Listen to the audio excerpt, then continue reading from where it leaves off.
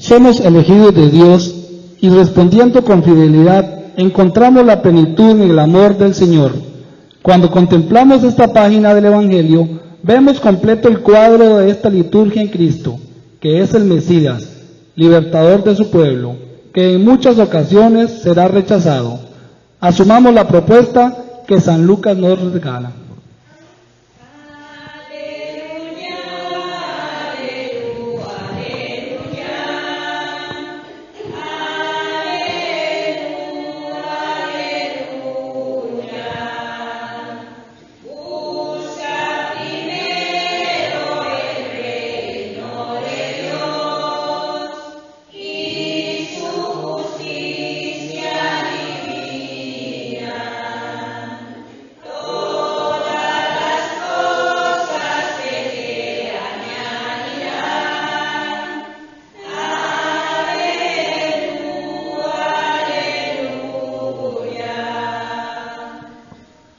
El Señor esté con ustedes.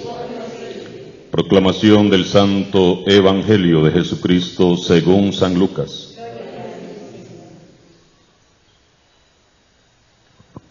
En aquel tiempo, después de que Jesús leyó en la sinagoga un pasaje del profeta Isaías, dijo: Hoy mismo se ha cumplido este pasaje de la Escritura que ustedes acaban de oír.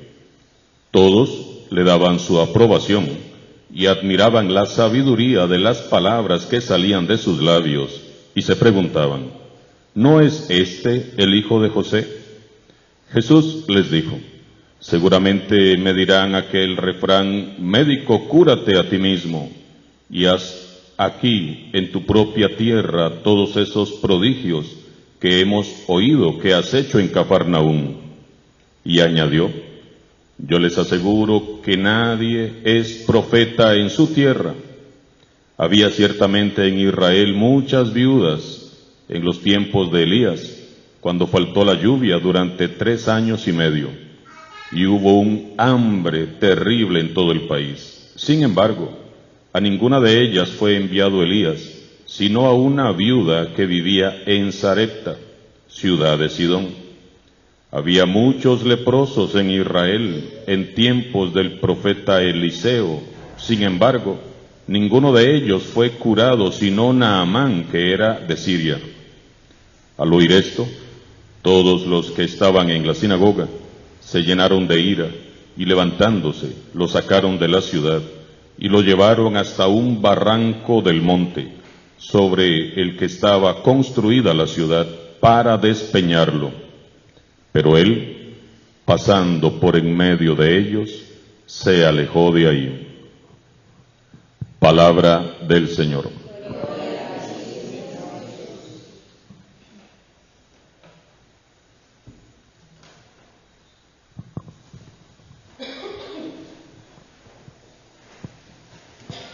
La palabra de Dios es viva y eficaz, y los 3 textos que hemos escuchado en este cuarto domingo del tiempo ordinario nos dejan mucho para la reflexión. Jeremías, en la primera lectura, nos da una lección invaluable. La vocación es en la vida de todo hombre y de toda mujer lo que le da sentido a todo lo demás. Jeremías, a los 20 años, tiene clara conciencia de cuál es su vocación. Ha sido llamado para ser profeta de las naciones. En tiempos de Josías, el Señor me dirigió estas palabras: desde antes de formarte en el seno materno te conozco, desde antes de que nacieras te consagré como profeta de las naciones. Los grandes hombres y mujeres de la Iglesia han dejado constancia de su vocación. Esa vocación que se enciende después de un encuentro personal con Dios. Esa vocación que le da sentido a su existencia. Esa vocación que se convierte en la fuerza, en la alegría, en el motor de sus días. Jeremías se sabe conocedor de Dios al mismo tiempo que ha sido conocido por Dios. Y el conocer a Dios no se trata de conocerlo con la mente, sino con el corazón, mediante el amor verdadero. Este conocimiento amoroso de Dios hace que Jeremías se sienta elegido, llamado y consagrado. Aunque fue a los 20 años cuando tomó conciencia de todo esto, fue también entonces cuando descubrió que todo en su vida estaba ya determinado desde la eternidad en los planes de Dios, desde antes que fuera formado en el seno de su madre. Qué bonito es vivir así, sabiendo quién soy, de dónde vengo y a dónde voy, teniendo bien clara mi vocación.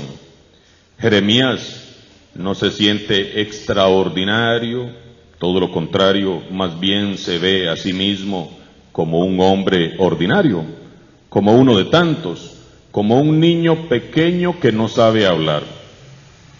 Jeremías es tímido por naturaleza, él no se ofrece voluntariamente como sí lo había hecho el profeta Isaías. Pero esa palabra de Dios que está por encima de sus miedos y de sus dudas y que le promete, yo estaré contigo para salvarte, lo anima y lo sostiene. Qué hermosa experiencia es lo que sucede cuando hay intimidad y presencia de Dios en nuestras vidas. Hay un respaldo divino que nos sostiene y que nos anima a continuar. Yahvé Dios se compromete y se hace responsable de cuanto diga Jeremías. Él pondrá en su boca lo que ha de decir y le dará la fuerza para decirlo. Diles lo que te mando, no temas, no titubees delante de ellos. Jeremías sabe que tiene que hablar y tiembla. Es la misma lucha interna que nos genera el vivir entre las exigencias de la fe y nuestra debilidad humana. Es el miedo que sentimos todos cuando tenemos que hablar con la verdad y sabemos que todos mienten. Es el miedo que nos genera dar testimonio real de Cristo en un ambiente paganizado, descristianizado.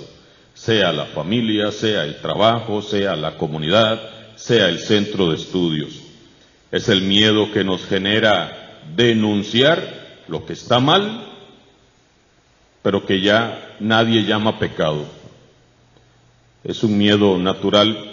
Hasta Jesús sudó sangre cuando supo que debía de dar testimonio delante de Caifás, de Herodes, de Poncio Pilato.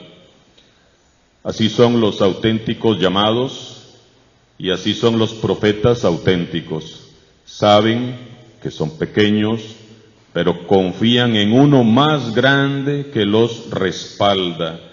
Creen en un Dios que hasta se compromete a permanecer a nuestro lado. Todos nosotros tenemos una vocación. La mía es la vocación sacerdotal. Confundir la vocación puede suponer el fracaso total de una persona. Por eso los consagrados debemos de orar antes de decirle sí a Dios.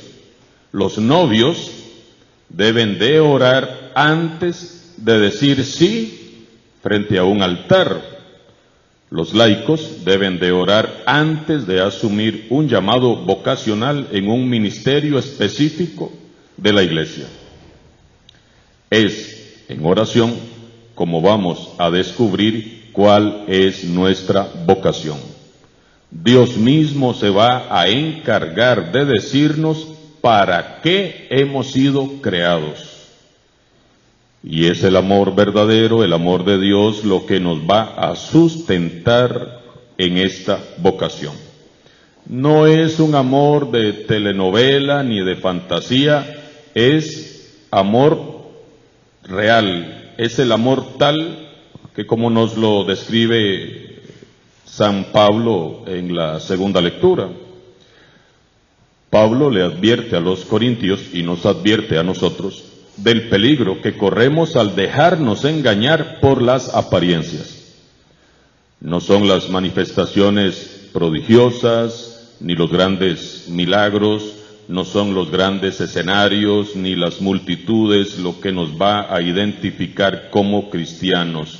Lo que nos va a identificar como cristianos es el amor verdadero. Cuando somos capaces de amar con sencillez, con humildad, con sinceridad, con perseverancia, somos de Cristo.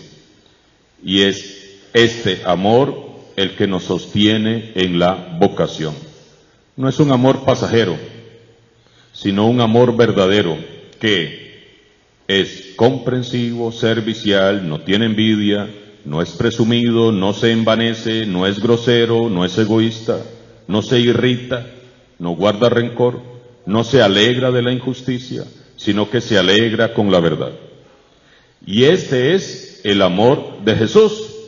Es comprensivo, servicial, no tiene envidia, no es presumido, ni se envanece, no es grosero ni egoísta, no se irrita, no guarda rencor, no se alegra en la injusticia, sino que se alegra en la verdad. Es el amor verdadero lo que sujeta y respalda la vocación de Jesús. Como hemos escuchado en el pasaje del Evangelio de hoy, Jesús recibe primero la admiración de sus coterráneos y poco después recibe el rechazo, incluso amenazas de muerte, porque llenos de ira se levantaron, lo llevaron hasta un barranco para despeñarlo. En Nazaret primero se suscita el entusiasmo pasajero, la contentera momentánea, pero una vez que escuchan el mensaje de Jesús que cuestiona la fe del pueblo, entonces ya no cae tan bien, ya no es tan grato. Ante el rechazo de los suyos, Jesús se sorprende. Él no se esperaba esto. Por eso, con dolor, Jesús recuerda un viejo y conocido refrán: les aseguro que ningún profeta es bien recibido en su tierra. Notemos cómo Jesús hace un esfuerzo para convencerlos y les demuestra con sucesos del Antiguo Testamento cómo Dios es libre de distribuir sus dones a quien quiere, como quiere y donde quiere. Les recuerda el caso de la viuda no israelita a la cual fue enviado el gran profeta Elías. Había ciertamente muchas viudas en Israel en los tiempos de Elías. Sin embargo, a ninguna de ellas fue enviado Elías, sino a una viuda que vivía en Sarepta, ciudad de Sidón. Pasó luego a recordarles otro hecho similar: la curación del leproso Naamán, que era de Siria, en tiempos del profeta Eliseo. Jesús quiso demostrarles que la gracia de Dios no era solo para el pueblo judío, el pueblo elegido por Dios, sino para toda persona, para toda raza, pueblo o nación que quisiera recibir, que le quisiera recibir.